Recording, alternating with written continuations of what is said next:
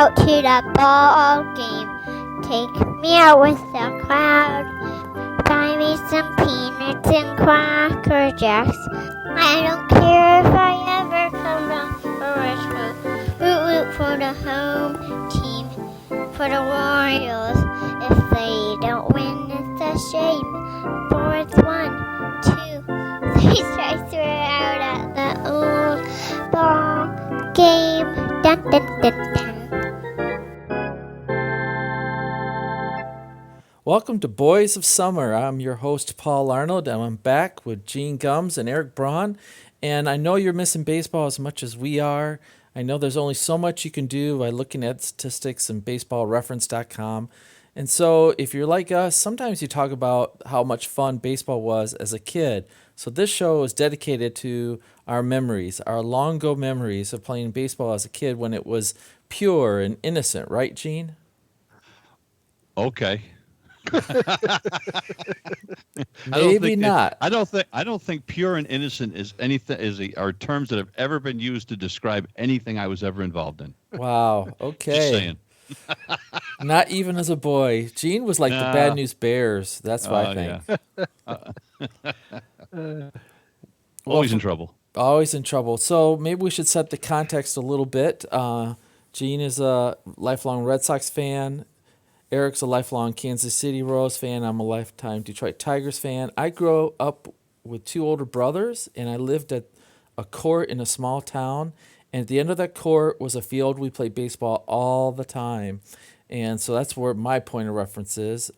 Eric, you had a sister. Did you play baseball with her? I didn't. We were more wiffle ball players in my neck of the woods.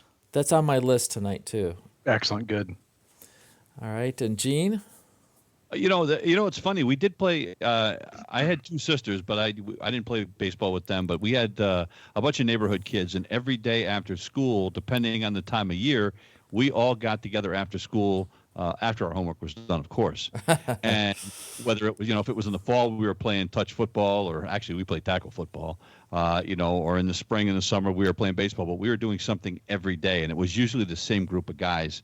And then Eric mentioned wiffle ball. That was something that my best friend and I did in his backyard for hours and hours and hours. Mm-hmm. Okay, I can see we're going to have a lively wiffle ball debate because that's on my list of things. My brother Scott and I had epic wiffle ball. And because with a wiffle ball, you could be the greatest pitcher. You could do such a great breaking ball, or you could cut either way. But let's start with baseball, how it's meant to be. And like you were saying, Gene, there was kids that lived on both courts, and both courts ended to this field.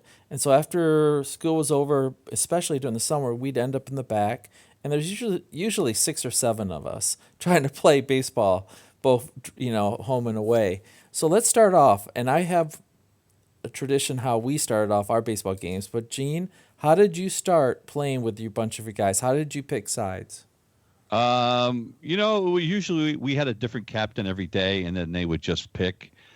So we didn't have regular sides. We usually kind of mixed it up every day, and unfortunately there was usually 1 or 2 kids that were always the last ones picked, no matter who the captain was. Right field. So we mixed it up, and actually no, not right field, because we had so few kids like you. We were lucky if we had 10 kids, 5 on a side. Mm-hmm. If you hit the ball to right field, you were out. Yes. So we didn't even have anybody playing right field. So, we put them in the real bad kids. We put them in the position we called left out.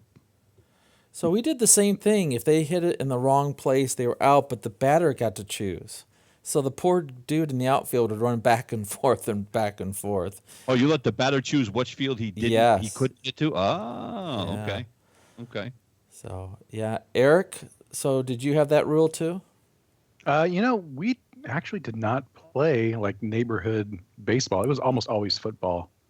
It was more kickball in my neighborhood, because we had like a mix of older kids and little kids, and so we'd play kickball because it was a little, I guess because it was a little more available for all the kids to do, and plus we didn't have like a field close to us that we could just go. Everything had corn all around me, so it's hard to play in corn. Hey, Field of Dreams, man. There you go. Well, that was, we were That's the true. same way. I grew up in the country as well, so the fields that we always played on were a farmer's field, and he didn't always. There was always one field he didn't plant for whatever reason. So our playing field always varied from year to year depending on what fields he decided to plant that year. Interesting. So is that pretty rough infield if they? Oh, brutal, brutal. And by the way, this is you're in your junior high school and high school. You're not playing with cups, and so there were some bad hops. Let's just say it could get a little bit ugly. Yeah. Well, we would play at the end of the court, like I said, and it was a field that was pretty rectangular. So left field went into where the woods were, tall grass, snakes, everything like that. And so if somebody creamed it to left field, there was always some kid that said, "Okay, Joey, you have to go get it." And Joey would practically cry going out to get the ball somewhere out there. And the baseballs we played became so dirty. I mean, we never thought about washing them. We just kept on throwing them and playing with them. And to pick sides, one captain would throw the bat to the other guy, and the guy would catch it in the air, and then you do the hand on top of hand and to see who would bat first or second. And then we had the claw. Did you have the claw, Gene? What, for the last guy up that could put his hand over the top? Right, so if there was enough room for a guy to go over the top and his fingers to get in, he could get the choice. Yep, so that was universal too. Now, were there houses around on this lot where you played? I mean, were you in danger of hitting any houses? Or Yes. anything? Oh yeah. Oh, sure. awesome. Makes it more exciting. Yeah. If you hit in foul territory on first baseline, you could hit a back of a house or into a pool, which was always a treat. Like, darn, we hit it into the pool. We had to go get that thing. Did you ever break a window? My brother did. I did not. I was not the long hitter at that point. But we would set it up so the home plate would back up to the court. So if it went backwards, it was better. But then we learned if we walked it half a mile longer, we could actually get to a back fence, a fence to stop it, and that was a lot better. But how did you guys handle with no umpire? Who's safe and not? A lot of arguments. Yeah. But you know what? That's just like any pickup game, whether it's pickup basketball, whether you're calling a foul, or or whether you stepped out of bounds if you were playing touch football or whatever. It's kids just argue about everything. And we actually had some pretty heated arguments that a couple of times resulted in some fisticuffs. I mean, it could get a little intense. Yeah, outstanding. Outstanding. We would get into fights, and then one time I got in deep trouble because I was a little portly as a boy, and the other guys I was playing were bigger, and they're making fun of me. And somehow I was found chasing them with a bat in my hand. What? You? Me, I know. And I couldn't catch them because I was so slow. So I just went up to a neighbor's tree, and started wailing on the tree. And the neighbor saw me and told my parents, and I was funny. in trouble. Yeah. Could you tell your kid to quit beating up our tree? It looked like something. And I don't know about you guys, but we only had, I think, between the 10 of us, I think we had 2 baseballs. Mm-hmm. And we had maybe 2 or 3 bats, and they were wooden bats. So, these things got pretty beat up. We weren't out there buying new baseballs. So, sometimes, the stitches would come out and it would start to flap around. We'd have to get some duct tape and kind of tape up the baseball. I think one of our bats actually had a nail in it to hold the split together that nice. We broke at one time. I mean, it was redneck baseball is what that was. I like it. And what did you use for bases? Because we didn't have any real bases, so we used old gloves, a sack, a piece of bark, a rock, a paper plate, and one time we actually used a tree as a base. It's just the way it worked out. Yeah, we use trees as bases a lot. We tried to get sophisticated one time. I'll never forget this. What we would do was whichever team was up, their gloves became the bases. Yeah. We tried to get sophisticated one time. One of us had this brilliant idea. Hey, let's use a cardboard box. So, we'll cut the box up and we'll make bases out of it. Sounded great in theory. 2 problems with it. Number one, if it's a windy day, forget it because the bases are gone. But number two, the thing that we weren't counting on is when you hit the ball and you go to round first and you step on first base and you go to pivot. Yeah, the base goes out from underneath you and you ended up flat on your face. There was a lot of hilarity around that. But we tried not to use rocks. We did do that once, Paul, but a kid tripped and kind of hit his face on first base. And yeah, it didn't go well with the parents. So we stopped using rocks after that. Builds character, Exactly. As far as bats, you mentioned wood bats. We had an old hickory bat. It was actually hickory. My great uncle gave it to me. I was out in Connecticut, of all places, and there was a family reunion, and I was poking around his garage just because I didn't want my Aunt Helen to get me and hug me. So I was avoiding the old aunts, and my uncle saw me, my great uncle, and he saw me looking at a bat. And he says, "Oh, yeah, that was my old bat. It's hickory bat. It really is." And so he gave it to me. And that thing is the hardest wood. It was heavy, too. But I remember my favorite bat I've talked about before was a bat from Tiger Stadium on Bat Day for Kids Day, and it was a Little League sized Jim Northrup bat, and I love that thing. But it had a weird color of wood, so I'm not sure if it was 100% wood, to be honest. So It might not have been. It might not have been. So Eric, did you have any favorite bats? Yeah, I had a Louisville Slugger as a kid that I loved very much.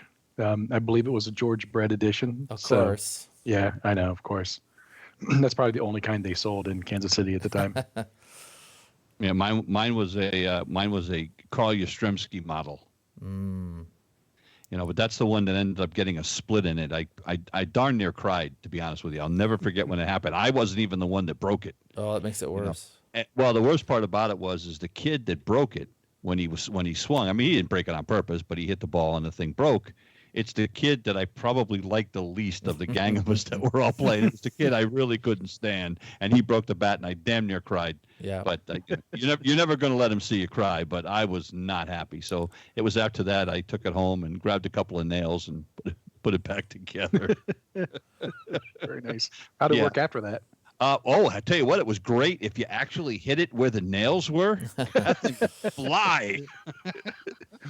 I think it lasted about another 3 months, and then I think right towards the end of the summer, I hit the heck out of a ball, and I think the head of the bat went farther than the ball did. So, yeah. And that was the end of officially the end of that one. And they looked inside to see if it was corked up or not, right? Right. Yeah. Yeah, especially they said that couldn't have been Gums couldn't have really hit it that far. We better check that bat. Well, my older brother Scott, who's 4 years older than I am, loved to play baseball, and somehow he got a Dick Allen bat, and it was almost major league size, and we took it out to our biggest park and hit golf balls with it. And man, if you hit a golf ball just right, it goes a long way. But then think about it: if you're pitching a golf ball, you have to be really on top of it. So the first aluminum bat we got just was crazy because all of a sudden it didn't sting your hands. It lasted forever. My dad kept it in his garage for home protection, I guess, or something for a long time. Or maybe he couldn't bring himself to throw it away. So do you guys remember your first non-wood bat? Oh, I do. When it was the first time I played organized baseball, you go out and you're not using wooden bats anymore, and it was a metal bat, and I was playing Babe Ruth baseball, and I think it was almost a religious experience, because like you said, you hit the ball, you didn't even feel it. Those wooden bats, unless you hit that thing perfectly, you felt it in your hands. Mm-hmm. You could take one, you could get jammed with a metal bat, and you didn't even know. Right, and back in those days, aluminum really meant aluminum. I mean, yeah, they were. Thick, you're right, they were aluminum and heavy. Yeah. By the time my son got to play with metal bats, there was 2 levels of aluminum and metal in it, and over time they wear down and crunch. Yep. I'm thinking, what is this? If it's metal, it should be metal, right? Right. Yeah, the stuff they use now. If I had that, I would have been. I swear to God, I would have been in the major leagues if I had those kind of bats. Because, you look at the stuff they use now, and it's all those years I worked in college athletics, and you got to take a look at the equipment these guys play with now. It's ridiculous. I mean, good for them. The but handles alone on those bats made such a difference. I mean, padded handles? What is Yeah. that? Right. Well, you're right. You're right. And you could play in April and it could be 30 degrees outside and it didn't bother you. Oh, Try doing that with a wooden bat. It'd be Oof. like you had a handful of bees. right. All right, so baseball was a lot of fun, and we would play till we could barely see anymore, or until we heard somebody's home bell. We had one lady on the court who'd ring her kids on the bell. I almost felt like saying, "Hey, you cows, going back to your barn, man."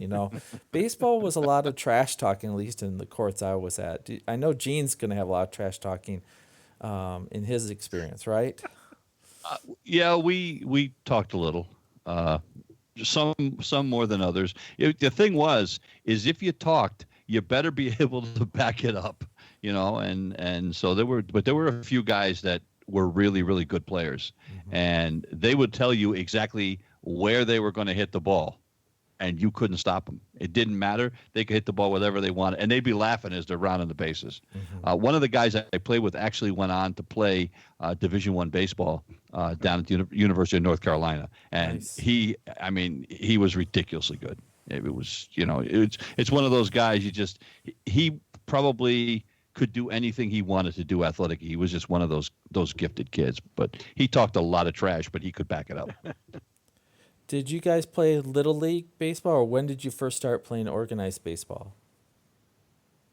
I played Little League a little bit, and then I played Babe Ruth, and I did not, believe it or not, I did not play in high school. It's hard to explain, but it was cliquish, I guess is the way to put it. And if you didn't play with these same guys your entire lifetime, because these guys all played together, you were kind of an outsider, and you were kind of made to feel that you weren't really welcome. And the coach kind of encouraged that a little bit. So I didn't play in high school. So I played up until then, but then once high school came, I gave it up. Yeah, I just played in elementary school. Played 2 or 3 years of just little league baseball. I was not a good ball player, so it was. I was. My dad always said in high school I played full contact photography. So that was. But yeah, so my little league career was mostly spent in right field, and my parents would bribe me just to swing the bat, but I was left-handed, and this was the first couple of years of little league, and so nobody could pitch to me, so I would just go up, take one for the team, and wander down to first base. It worked like a charm. There was like one kid who could actually throw hard, and that stung a little bit, but I wasn't afraid to take one. You keep taking them for the team, Eric. I appreciate that. That's right. Well, I remember That was my skill. the first Little League team I played was called Smith Flowers, and all the colors we had to wear, we wore purple. But the my saving goodness. grace of it was my dad was one of the coaches, and because he was the coach, and he'd been throwing the baseball to me since I was a little kid because he played in high school. So when I started off, I started as pitcher and catcher and third base, and so mostly pitcher and catcher. And my dad says, "Paul, you're doing great because when it's wet, it doesn't matter. You're a mutter. You throw the ball over no matter what it looks like or feels like." And so the next team was called Miller Furniture, and I played on that team 1 year. And the next year, before the season started, I was riding my bike down a hill on pavement, and I went to turn onto gravel. Yep. You see where this is going, guys? Yeah. Wiped man, out, good. and what did you break? Well, I wiped out. It was boom, boom, boom, boom. Everything is in jumble. I look up and I see my bike, which had handbrakes. You remember the handbrakes? Yep. The handbrake was in my hand. And Oh. I pulled it out and went, that's Ah. not good. So Oh. I put compression. The lady stopped and got me, and it was right on my left palm where I was a catcher, and I still have the Yep. Star Trek scar there today. It looks like the Star Trek symbol. So that was 1 year. The next year, I was going to try out for a Babe Ruth league, and I had my appendix taken out. And so 2 years in a row ended my baseball career at that point, and I concentrated on hockey and other sports. But I love playing softball, and I love playing wiffle ball. And so, Eric, we'll let you start this because we've been talking about all our fond memories, nostalgia. Tell us about your wiffle ball career. Well, so I didn't really start doing anything seriously athletic until college. So mostly, I played softball in college and that sort of stuff, all intramural. But it was the fraternity house. Outside the fraternity house, we had a tennis court. It was a fraternity complex, like 8 fraternities all at the same place. We were more Animal House than like a serious fraternity. But but we would spend hours out on the tennis courts, which we transformed into a wiffle ball court. And yeah, I mean, the fun of that is just, like suddenly I could throw a curveball and just do all kinds of wild stuff with the wiffle ball, and I could hit a curveball halfway okay. So that was a lot of fun. But yeah, we would it was just a blast just going out and whiling away the hours on the tennis court playing wiffle ball. Instead of studying, right? Oh yeah, I studied broadcasting. How hard could that be? Hey, wait a minute. Yeah. sorry, Gene. Yeah, 2 of the 3 of us are broadcasters, so. And I'm host. What's the deal with that? So, Gene, you played wiffle ball too? I started playing wiffle ball when I was probably 9 or 10 years old. By the way, the wiffle ball was invented in Connecticut. Of course. Oh, really? Yep, it was invented in Connecticut.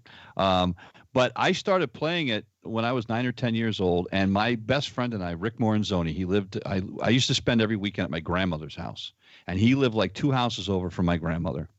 Well, we would go in the backyard, and we would pretend we were one team or another, and we had the whole batting order. So, he was the Red Sox and I was the Yankees or whoever. You had to bat either left-handed or right-handed, depending on who was up in your lineup. And so their stance too? Oh yeah, we did. You had to use their stance, and it was fun. I remember even when we got older, if you remember Louis Tiant, the way he used to pitch. Yeah. Yeah. So we'd be out there playing wiffle ball, we'd be twisting like Louis Tiant and throwing pitches, and Carl Yastrzemski, you got the hands way up over your head, and so we did that. We would do that literally for an entire day, just out in his backyard. And if you hit the ball up on the roof, it was a home run.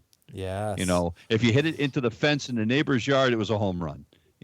And we had bases, and oh my goodness, we had fun. We even got to a point, because we were such nerds, that we would we had a league set up. So this day it was the Red Sox against the Yankees, and we actually kept standings. Did you keep score? Oh yeah. Oh heck yes. We kept stats. It was nerd central, but it was a lot of fun, and we literally would play all day. And we had like an arsenal of wiffle balls. We would usually bring about 10 or 12 of them out there, because we were guaranteed to break 1 or 2. Mm-hmm. Because as we got older, we would just hit the snot out of the ball, and we punished a number of balls. Yes. So we would take our wiffle balls and wrap them in masking tape and cut the holes out so they have a little more heft to them. Yep. And that was you could really then they would fly a little bit further and go a little faster, but you could still get the breaking balls. We stopped doing that. We started doing that as we got older. We got wiser. We said it'd be closer to baseball if we great idea, until I ripped a line drive at his house. Oops. And broke the bathroom window with a wiffle ball. It didn't shatter, but I cracked it, because I hit a line drive, and it was a pretty good poke, but I hit it hard, and because it had the tape on it, it was just enough. It hit it, and it kind of starfished the window, and that was the end of the tape, because we got in a little bit of trouble. Just a little. We had this ridiculous bat that it was like one of those black rubber ones. So it wasn't like hard plastic, right? So it had some flex to it. Well, this one I think had been used by like the college intramurals. And so it was kind of worn out, but we again used tape around it to kind of strengthen the middle just enough so you could get just enough whip where if you got it just right, the ball would just sail out of the tennis courts and over the fence. It was awesome. That's awesome. And if you did Right. that, you'd take a victory lap, wouldn't you, Eric? Oh, absolutely. Yeah, if you hit a home run, you got to take a victory lap. Well, my wiffle ball story also starts with my brother Scott, 4 years older. I think he just liked to beat me every game we played. So if any chance I got to beat him was just a huge victory. And so we play in our backyard of our house. And like Gene was saying, if we hit the side of the house, it was a double. If we hit the roof of the house, it was a triple. But if we hit it over the roof, it was a homer. And once in a while, we would hit it in our cheap vinyl siding that my dad put up back in the very beginning of vinyl siding. Some of it cracked because we hit it too hard. Oops. But do you remember trackball? I don't know if you guys remember this, but trackball, Trackball. it's a plastic like glove slash throwing piece in one action. And there was two tracks on it, and the ball would come out of it, and they would sell a plastic ball and two foam balls with it, so that if you threw it just right, it would curve back left and right and dip up and down. So we would play wiffle ball with the track ball. Oh, wow. So I it don't, would I give don't it remember that. double the speed, and sometimes you could break it even further left to right. So you had to wait to the last second. And I think that helped both of us with our wrist action, because you had to wait for the last second and then just click through it to have any chance at all. So we had tons of fun. Like you said, Gene, we would play for hours and just we would imitate. And Louis Tiant was one of our favorites too, because the way He was he a would. blast. Juan Marshall was another one we liked. Yep, with the high leg kick. Oh yeah, because it was just fun just to pretend to be and then try to deceive the guys as long as you can until you threw the ball. So Yeah, the one we used to, as I said, we used to do it with the batting order. You had to bat left to right. The one thing we did not do was if the pitcher was a left-handed pitcher throwing that day, we did not try to throw with our left hand, because that Oh, just would have been you guys are that so would have lame. been that would have been ugly. Trying to hit left-handed was hard enough, let alone try to throw left-handed. Right. So the other area that's very nostalgic for me for baseball was to play with baseball board games, because there's no video games when I was a little kid. I know it's hard to believe, but maybe not for some of the audience. And we had this one game. I don't know if it was Spin-o-matic, but you had little cards and they were round, and then it would have little places. So when you spun it, it would land on if it was hit or strike out or out. And I always remember we loved having Joe Pepitone. Do you remember Joe Pepitone? Play for the Yankees. Yeah. And he was always great. I mean, that if you spun it just right. The other one was going down to the bowling alley where they had all the arcade games, and the baseball game that you would be sitting there and you press a button and the steel ball would come out the middle, come down, and you just had the old-fashioned bat to hit it. But if you hit just right, it would ramp up into the upper deck. Do you remember that one? I do. Did you waste do any not. money on that, Gene? I wasted. If it had anything to do with baseball, I wasted a lot of money on it. I mean, and you're right. There were no video games back then. I'll never forget the first time there was a baseball video game. Oh my goodness. Oh, I probably, it's a good thing I wasn't working, because I would have spent my whole paycheck on it. I mean, it was one of those things where it was just, my friends and I, anytime we had any change, we would go down and we would just play that game until the money ran out. Mm-hmm. My experience with board games was, and I still, Strat-o-matic baseball. It's at Strat-o-matic, yep. Strat-o-matic, yeah. I still play Strat-o-matic baseball. I'm 60. Really? I'm 60 years old. Absolutely. And not only do I play it, not only do I have the board game, I play it on the computer with people from across the country. I'm in a league. I'm actually in about 4 or 5 leagues with the computer version of Strat-o-matic baseball, with guys from, there's this one league I'm in, there's 28 of us, and we're from all over the country and Canada. And I've been playing that since I was a kid. It's absolutely addictive. There was another game called, it was by a company called Avalon Hill. It was called Status Pro Baseball. That was another one that we used to play. Mm-hmm. But this board game, Strat-o-matic baseball, my friends and I started playing that when we were kids. And they have a football version, a hockey version, a basketball version. We had all of them. We had all of them. Oh, it was, and like I said, I'm 60 years old and I still play it. So, well, again, nerd central. Yeah. So we all have kids, and my son, when he was little, when he first learned to sit up, I was bouncing a tennis ball at him, and my wife was going, "What are you doing?" I said, "Well, if he gets used to the ball now, he won't be afraid of it later, right?" I might have made him cry a few times when I hit him a little too hard, but I'm not too bad. So Toughen you 'em up. guys, do you remember throwing catch with your kids? Oh yeah, yeah. We so both the kids played softball in Ann Arbor when we lived there, and we're on a team. One of their coaches was Dave Coverly, who does the Speed Bump cartoon. Oh yeah. Yeah, he lives there in Ann Arbor. Uh, but yeah, just going out in the backyard and just playing catch. I mean, there's nothing like it, and pitching to the kids, and watching their face that first time they really hit one. It's just like it's magic. Like they didn't know they had it in them, right? So they're just like, wow. But yeah, that was fun. I have two daughters, and they are. My oldest daughter Emily is not athletically inclined. Let's put it that way. She tried. We started out.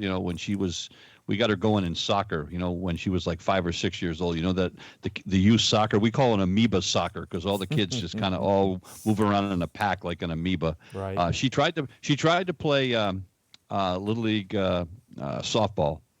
And she spent more time picking flowers than she did actually playing the game. So that didn't work so well. My youngest daughter, Hannah, played softball in high school. She actually could hit the heck out of a ball. She was pretty good. We used to play catch all the time in the backyard, and she was the son I never had. I tell her that all the time. But so she it was a lot of fun, But and Dad, being the competitor that he is, Dad didn't always Dad didn't always take it easy on him, and sometimes I'd forget. Maybe throw the ball a little bit too hard, and they'd catch it, and it'd be like, ah! And my wife my ex-wife would be running out. What's the matter with you? Yeah. Sorry, honey. And that's a whole nother show. But anyway. Yeah. So I got Yes. to coach my son a little bit when he was in Little League. And then there was a bunch of years I didn't. And I watched him, try to give him some tips. And he was also a catcher. And he'd play left field. He couldn't pitch worth a darn, but he could definitely run and hustle. And he was not afraid of plowing over the other catcher either. He was a catcher that was willing to tangle up. And but I remember in high school, I was really busy at work and a lot of stress. And the coach of the high school baseball team says, "Hey, we need somebody to take care of our field. I don't know if you know somebody or if you'd be interested." I said, "Yes, I'll do it." So I would leave work a little early in the afternoon, ride over there and cut the grass and rake the field out with the dirt and put down the lines. And it was like I was in heaven. It was just like such a release to be there. And I even helped even out some rough areas and painted the wind vane that would tell what direction the wind vane was doing. And it was such a relaxing thing for a year in my life. And at the banquet at the end of the year, they recognized me, and some people said, "You did that?" And I said, "Hey, it was a lot of fun." So that's baseball has that extra element to me. I don't know, it's because my dad got me in love with it, but guys, would you go back and cut the grass on a field? No. Crickets, no. I'll sit in the press box and call the game. That's what I do now. I'm very lucky that I get to call high school and college baseball games. So and that's what I want to do. I'm not interested in. I can do enough raking in my own yard. I don't need to go rake somebody's ball field. But it's a baseball field, man. Yeah, I look. I'll tell you what. I admire the people that do that. There's an art to that. There is. Those guys that take care of those fields. It's amazing to watch them. But that's that. No, I'd rather sit in the press box and talk. I'm real good at talking. If you haven't noticed. Yeah. And my baseball went, of course, morphed right into from wiffle ball to baseball to softball. I played softball, slow pitch softball until I was almost 50 years old. Mm-hmm. And then, I finally, but it was great because, and I was a pretty good softball player. I hit a lot of home runs because at my size, I was like, I didn't really want to run. So I would just hit it over the fence and trot around a lot. But I played till I was 50 years old until we played a doubleheader one day and I couldn't get out of my car. Ooh. I was like, I literally had to practically crawl out of my car. My body said, "What?" And it was right after that season. I said, "Yeah, okay, my body's telling me you've had enough." Right. And so that was the end of that. But you know, uh, for a minute, you're a kid. When you're out in that field, even when you're 45 years old, and it may be slow pitch softball, but for a minute, you're back into that field. With those kids with the wooden bat with the nails in it, and you forget how old you are for a little while. Your body reminds you later, but for a while you get to forget. So let's transition a little bit before we wrap it up. And the question is, how can we help baseball keep on going strong? Because at times I look at the game of baseball and it's so lagging behind the NFL, and it's a different beast. I get it. It's a different game. But I'm concerned because I don't see kids throwing baseball with their dads or their moms outside. I don't see pickup games happening at the end of the court, like was even happening when my son was little. I don't see that happen anymore. I see baseball stars not doing as much publicity, it seems like, for different reasons. So let's talk about that. What can we do to help baseball? Eric, what do you think we can do to help baseball in the future? Baseball, one of the things about baseball is it needs space, right? So I think especially in, a lot of these inner city areas, preserving those public spaces where baseball can be played. I think that's, just having some place to go play is kind of the first part of it. And then just making it easier and more, encourage more kids to get out. And yeah, it helps to have some stars, involved in that. But I think, when you look at baseball, it just seems like, you look at the faces of the players now. We've got a lot of people from Caribbean nations, and and just in Mexico, and quite a lot of kind of southern Midwest white guys. But we've lost a lot of the African American talent in baseball, and I think we've really got to encourage those inner city leagues to just to get kids out playing. Make it affordable, make it just a chance to get outside. That's the key, right? Is getting kids away from the this is going to sound like an old man, but get away from the stupid phones and the computers and the video games and all that stuff. Go out and live a little. Right. Play wiffle ball on a tennis court. Live a little. Yeah. Gene, what's your take? Well, I think, Eric, I hit the nail on the head as far as the accessibility to baseball fields. I think those have become very, very limited. And when you do have a decent field, there's signs on it all the time saying, "Don't come on here. You have to have permission." You Right. can't just be a kid in the neighborhood and go down to the ball field down the street and play in there, or somebody will lose their minds. But the other part of it is, and this is, I think, the bigger picture here is there's a few things. A, they have to fix the game. They've got to shorten these games. They've got to figure out a way to stop these games from taking 3.5 hours. They've got to start having games start at 6 o'clock in the evening or something, or play more afternoon games. They've got to make it at times when kids can watch a game. We're starting our World Series and our playoff games at 8, 9 o'clock. Kids aren't able to watch that, so you're losing the kids that would get excited about that because their parents aren't going to let them sit up and watch it. It costs so much to go to a baseball game. Now, I know in some parts of the country it's not as bad, but if you live in the Northeast and you want to go to Fenway Park or Yankee Stadium or where the Mets play, what's it, Citi Field?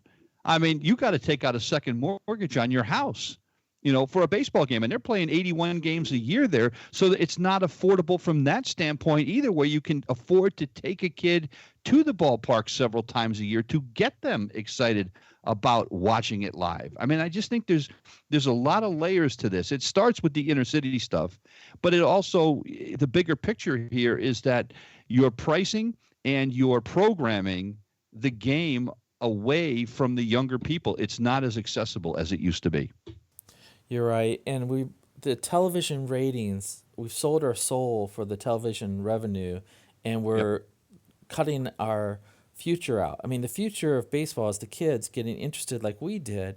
But if the kids can't watch it, yeah, the ratings might be okay now, but it's going to drop every year as people age out, right? Basically. So right now, the average TV fan of baseball, I'd hate to think what their average age is.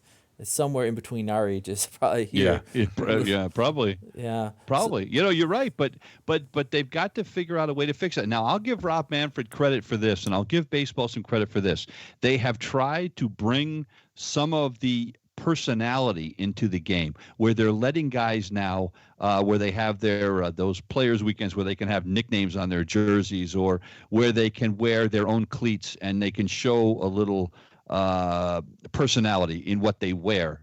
They're letting guys now look.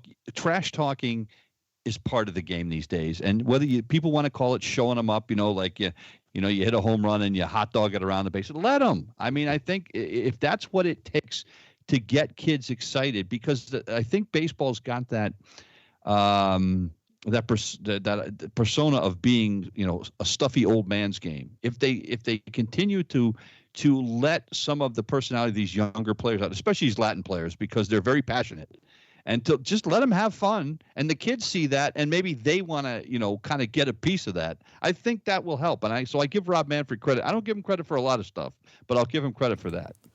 I think one hope also for baseball is minor league teams. And I heard, this last year they talked about reducing the number of minor league teams, and I wanted to scream, no, don't you get it? Thinking? Yeah, that's the most affordable access for most families. Right. It's tons of fun. Kids get to go there as a family or with their friends and enjoy it and hang out. Around here, Toledo Mud Hens have a great stadium. It's very intimate, doesn't cost too much. They get great attendance. It's a AAA for Detroit. But then we have other baseball teams all around Michigan, the Whitecaps, a lot of teams, Lugnuts. The Lansing Lugnuts. Lugnuts, yes. I mean, and love that. Traverse City Beach Bums. I mean, all these teams just is so much fun, and a kid is not going to forget that great time going to the ball game for the first time and having. To me, that is the way that baseball continues to keep its soul. Basically, is keep minor league teams going, but I haven't quite understood why they want to reduce the number down. I guess economics drives everything. Yeah, it is, and it's probably going to happen. They're still talking about eliminating 42 teams, and it's going to be a nightmare. This is where I think Rob Manfred's missing the boat here, especially when you have Major League Baseball that's what they have last year, like $1 billion profit, and yet you're talking after all that, you're still talking about cutting teams out. It's going to rip the soul out of a lot of small towns around this country.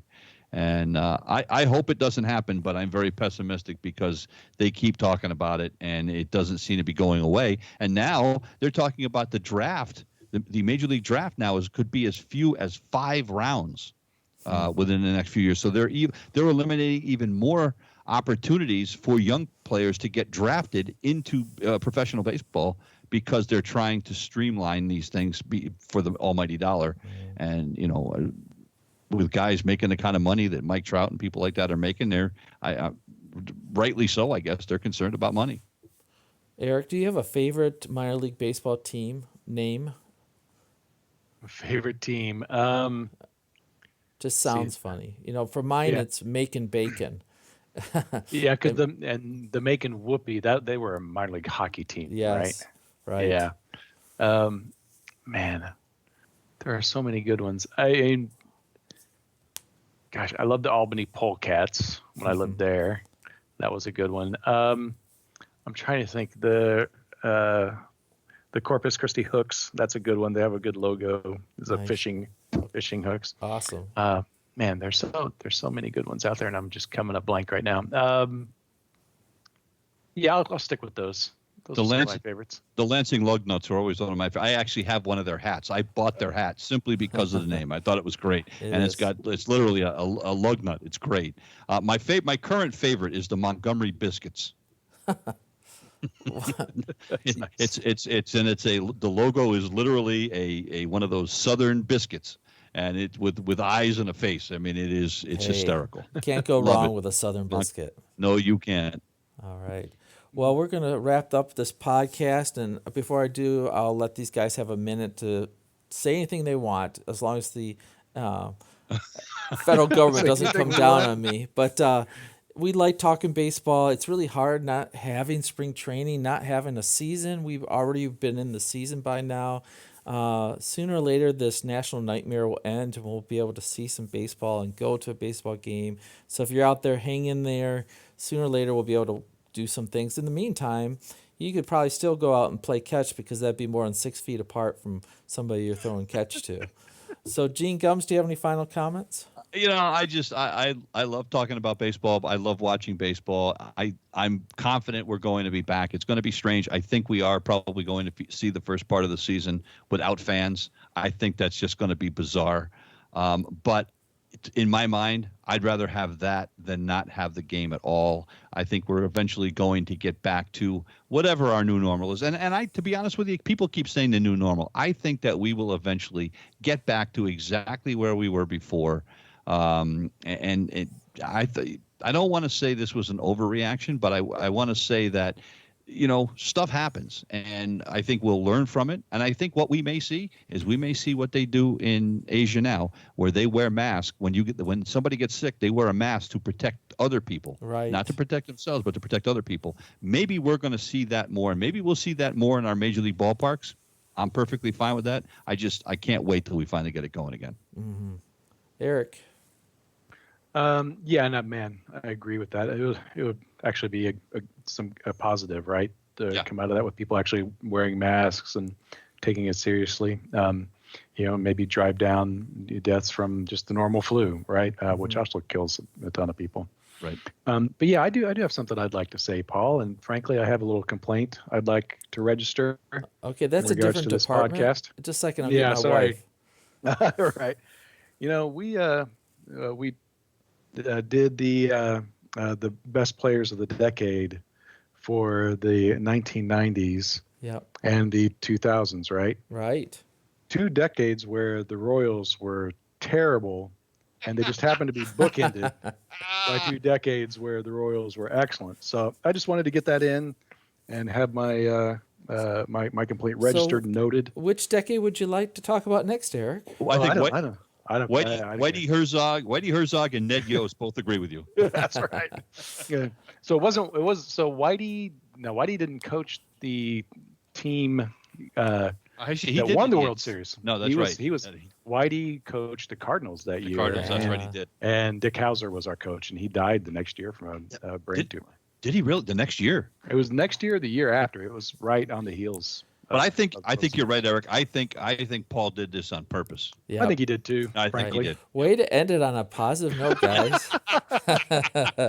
But I like any time that you're talking about future podcasts. So, folks, we'll be back at some point, whether it's to create a new podcast based on old memories again about maybe the best players of the 1990s or the 1980s. But hopefully we'll be back talking about this next season in 2020. So for Gene Gums and Eric Braun, this is Paul Arnold. Have a great day.